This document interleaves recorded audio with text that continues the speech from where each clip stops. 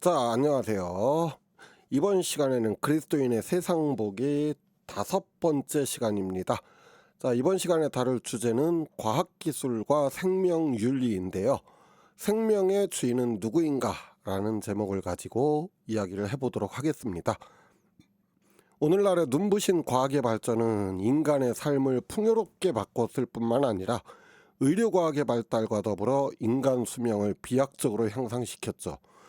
그런데 아이러니하게도 이러한 과학의 정점과 함께 생명윤리는 오히려 바닥을 향해 가고 있는 듯한 모습을 보이고 있습니다. 혹시 유령아동이라는 말을 들어보셨는지 모르겠습니다. 태어났지만 이름도 없고 출생신고조차 되지 않은 아동들을 말하는데요. 2023년 감사원 조사로 전국에 약 2천여 명의 출생신고가 되지 않은 아동이 있다는 사실이 알려지면서 우리 사회에 큰 충격을 주었습니다. 자, 그런가 하면 이듬해인 2024년 6월 말에 우리 사회를 또다시 충격에 빠뜨린 사건이 터지게 되는데요.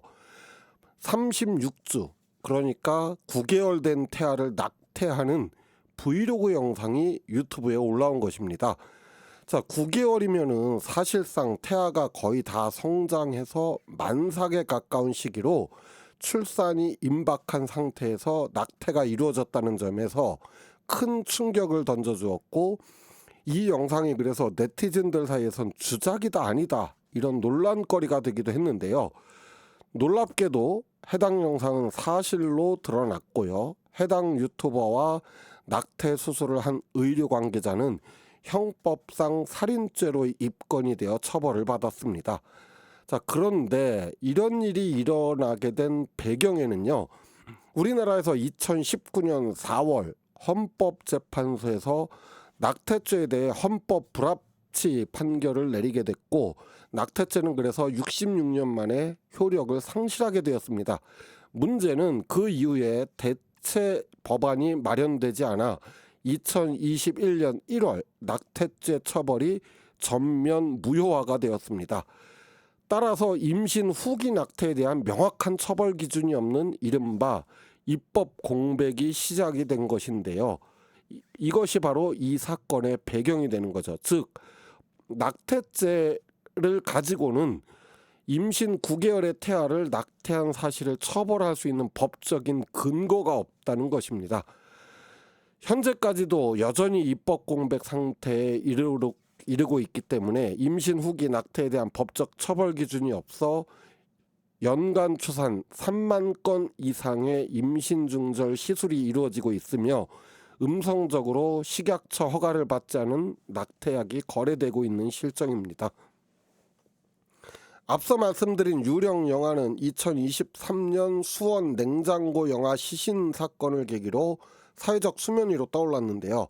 이에 2023년 정부에서 이들 유령 영화에 대한 전수조사에 착수를 했습니다. 조사 결과 출생신고가 되지 않은 2천여 명의 아동이 있다는 것이 밝혀졌고요. 이 중 814명은 생사불명이었으며 조사 대상의 약 12%에 해당하는 249명의 영아들은 결국 시신으로 발견이 되었습니다. 하지만 이 조사 결과는 그나마 병원에서 출생과 동시에 매겨지는 출생번호 기록이 남아있는 아이들을 대상으로 한 것이 이 정도가 되고요. 그 밖에 병원에서 출산하지 않은 병원 밖 화장실, 서랍장, 냉장고 속에서 출생 번호도 받지 못하고 사라져간 생명들은 과학이 발달한 오늘날 우리 사회가 생명을 대하는 민낯을 보여주고 있습니다. MBC 탐사기 엑스트레이트에서 2023년 영아 살해 및 유기 사건의 법원 판결문을 분석을 해봤는데요. 분석 결과 범행의 가장 큰 동기는 역시 경제적인 이유로 나타났습니다. 그런가 하면 경제적 이유 외에도 출산 사실이 외부에 알려질 것을 염려한 미혼모의 경우도 29%에 해당하는 것으로 나타났고요. 가해자의 약 40% 정도가 집행유예를 선고받았는데 집행유예 사유로는 초범이거나 미혼모 또는 나이가 어리다는 등의 이유였습니다. 이런 법원의 온정주의의 이면에는 미혼모를 지원하지 못하고 있는 우리 사회의 잔인한 시스템 부재를 보여주고 있지요. 과학기술의 발달은 급기야 생명을 소비재로 만드는 단계까지 이르렀습니다. 2025년 미국의 의료 스타트업 기업인 오키드 헬스라는 회사에서는 유전체 분석 서비스라는 것을 내놨는데요. 이 서비스는 배아 단계의 세포를 채취해서 분석하는 서비스를 시작을 했습니다. 뭔가 하면은 배아 단계 유전자를 분석을 해서 1200여 가지의 질병의 위험을 분석하고 그 결과를 수치화된 점수로 나타내는 서비스예요. 그러니까 뱃속에 있는 태아를 배아 단계에서 유전자를 분석해서 이 아기는 몇 점짜리 아기다, 이렇게 점수를 매겨버리는 거죠. 자, 이렇게 해서 태아가 되기 전 배아 단계에서 부모가 아이를 낳을 건지 말 건지를 결정하도록 하는 거죠. 생명은 이제 더 이상 신비로운 선물이 아닌 초고소득층이 돈으로 우월한 유전자를 쇼핑하는 현대판 우성학이 탄생하게 된 것입니다. 질병을 치유할 목적으로 시작된 의료과학은 이제 유전자를 편집하고 합성하여 생명을 창조하려는 시도로 넘어가고 있는데요. 이는 과학이 창조주 하나님의 영역을 침범하고 인간이 생명의 주관자가 되려는 치명적 교만인 것입니다. 오늘날의 사회에 만연한 생명경시의 두 얼굴을 살펴보겠는데요. 효용가치가 없거나 경제적인 부담 등의 판단이 들어서면 가차없이 생명을 폐기하는 낙태와 유령아동의 문제, 과학기술을 통해 원하는 생명을 만들어내고 자본과 기술을 통해 결점 없는 완벽한 상품을 기획하는 모습, 이 두 모습의 교차점은 인간이 창조주가 되려는 시도이며 생명을 인간의 통제 아래 두려는 본질적인 죄의 모습을 보여주고 있습니다. 성경은 이것을 바로 교만이라고 말하고 있는데요. 이는 선악을 알게 하는 나무의 열매를 먹은 이유, 바벨탑을 높이 쌓은 이유와 본질적으로 같은 선상에 있는 것이죠. 여기서 우리는 한 가지 질문을 던져볼 수 있습니다. 과연 생명을 결정할 권리가 인간에게 있는가 하는 질문이죠. 성경은 생명이 수정되는 그 순간부터 하나님의 세밀한 계획이 시작되었다고 선포합니다. 인간의 생명은 우연히 발생한 물질의 조합이나 점수를 매겨서 취사 선택할 수 있는 상품이 결코 아니라는 거죠. 하나님의 형상을 닮은 가장 정교한 하나님의 걸작품인 것입니다. 생명을 대하는 현 시대의 세계관과 성경적 세계관을 비교해 보겠습니다.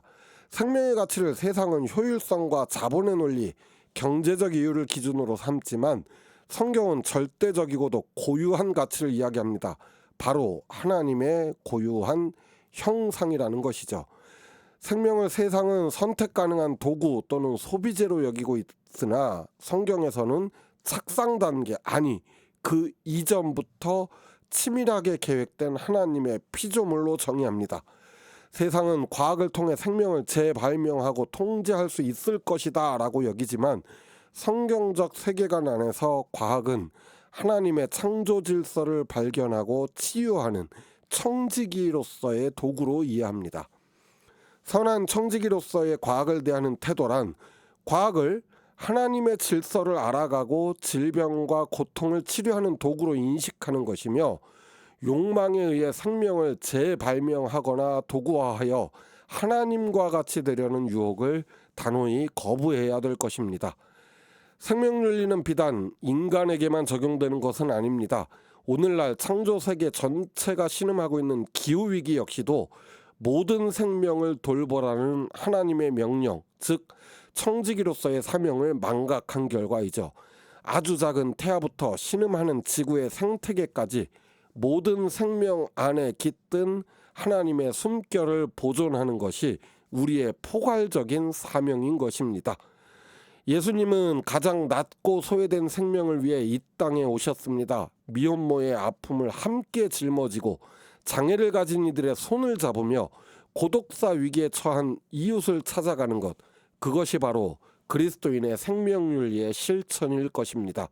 교회는 결코 생명을 판단하는 법정이 아니라 생명을 품고 살려내는 베이비박스와 같은 안식처가 되어야 할 것이죠. 강의를 맺겠습니다. 세상은 생명을 효율성과 자본으로 계산하라고 속삭입니다. 하지만 우리는 생명을 신비와 사랑으로 바라봐야 합니다. 내가 생명과 사망과 복과 저주를 내 앞에 두었은즉 생명을 선택하라 하고 말씀하신 신명기 30장 19절의 말씀을 우리는 죽음의 문화가 지배하는 세상 속에서 기억해야 할 것입니다. 자, 이번 시간 여기서 마고요. 다음 시간에는 인간 복제와 포스트 휴먼 시대에 대해서 다뤄보겠습니다. 감사합니다.